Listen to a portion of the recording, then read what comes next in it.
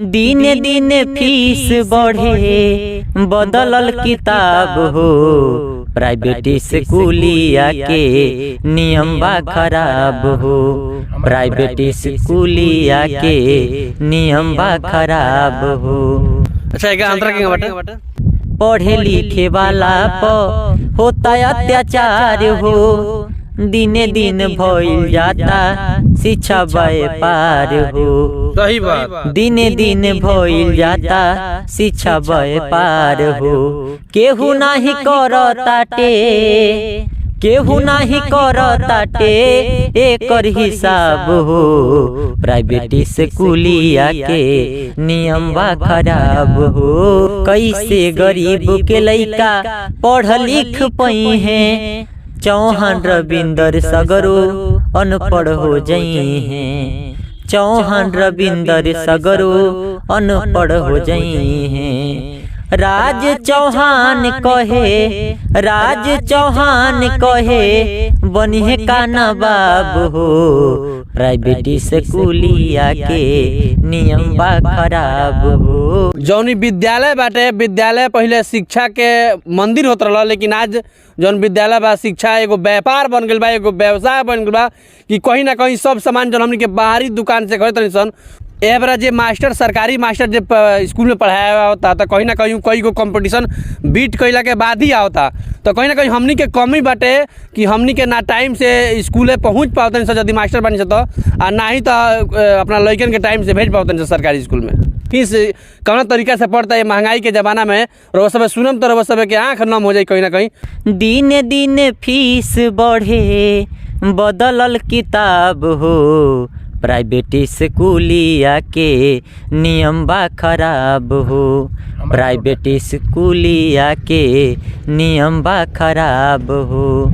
अच्छा एक अंतर के बाटे पढ़े लिखे वाला पर होता अत्याचार हो। दिने दिन भइल जाता शिक्षा व्यापार हो। सही बात। दिने दिन भइल जाता शिक्षा व्यापार हो। केहू नाही करताटे, केहू नाही करताटे एकर हिसाब हो। प्राइवेट स्कूलिया के नियम बा खराब हो। बच्चन के सब प्राइवेट स्कूल में पढ़ाओ तनी तो उनके जागरूक भइला काम बाटे।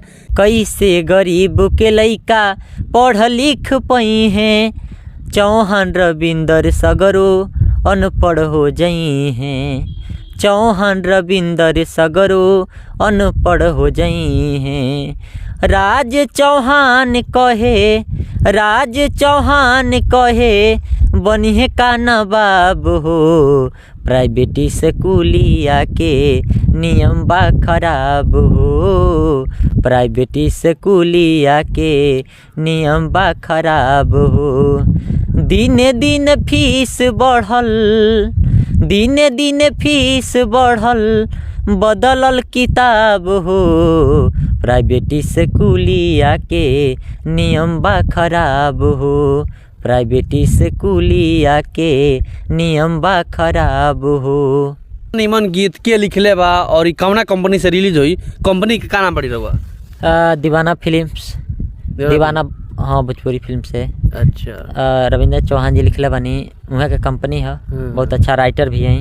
अच्छा। एमे कवि जी के कहे के का मतलब बाटे? गाना के मतलब कवि जी के कहे के मतलब ये है बा कि आजकल देखते बानी कि शिक्षा एगो इथी हो गइल बा व्यापार नुआ। प्राइवेट मानी सरकारी स्कूल के तो बात अलग के बाद जौन सरकारी पहले के रहल स्कूल वो मानी पहले के ज़माना देखले हो कब कि हमनी के अगर पढ़त रहनी के तो जब भी जात रहनी के स्कूल में मानी अगर कापी किताब किनत रहनी के तो जौन किताब हमनी के पास रहत रहल बिल्कुल वो कुल पढ़ाई के मानी जौन पढ़ावल जात रहल पहले के बातें कुछ और रहल। समझ आई किताब जौन रहल ओकर कई साल तक चल जात रहल। जैसे हमनी के भाई भी पढ़ सकत रहने, केहू यार दोस्त के लेके भी पढ़ सकत रहल। हर एक चीज़ मानी कुछ अलग नियम रहल। और ए बरा के समय बा कि हर साल किताब चेंज हो जाता और उहो ई चीज़ बाटे बन गई कि मानी बहुत लड़का बना को किताबें नहीं खरीद पाओ तना को दुकान भी बढ़ा गई बा। स्कूले में खुद मास्टरे रख लेते लोग। प्राइवेट स्कूल तो खोले के खोला जाता। हमार जौन भी मिली तो प्राइवेट स्कूलों में मिली, किताब भी भइल, सब चीज़ जूता चप जौन भी। गार्जियन लोग के का जागरूक भइले काम बाटे? गार्जियन लोग के जागरूक ये भइले काम बा कि अपने लड़का के एडमिशन कोनो अच्छा स्कूल और सरकारी स्कूल में कराएं जाए, काहे कि आजकल सरकारी स्कूल के बहुत ज़्यादा महत्व हो गई बा। पढ़ाई विशेषकर मास्टर बढ़िया से ध्यान देहल आजकल लोग चालू कर दल बा। देखा था नहीं कि बड़का लोग बड़े के ट्रेंड में बाटे कि हमार नाम बड़का हो जा, हमार लड़का फलना प्राइवेट स्कूल में पढ़ा ताटे तो फलना पद पर जाई। लेकिन पहले के ज़माना में जे बुढ़ऊ लोग आज सरकारी सर्विस कैले बाटे, जे रिटायर होके वाला बाटे, उ लोग सरकारी स्कूल में पढ़ के भइल बाटे, ना कि प्राइवेट स्कूल में।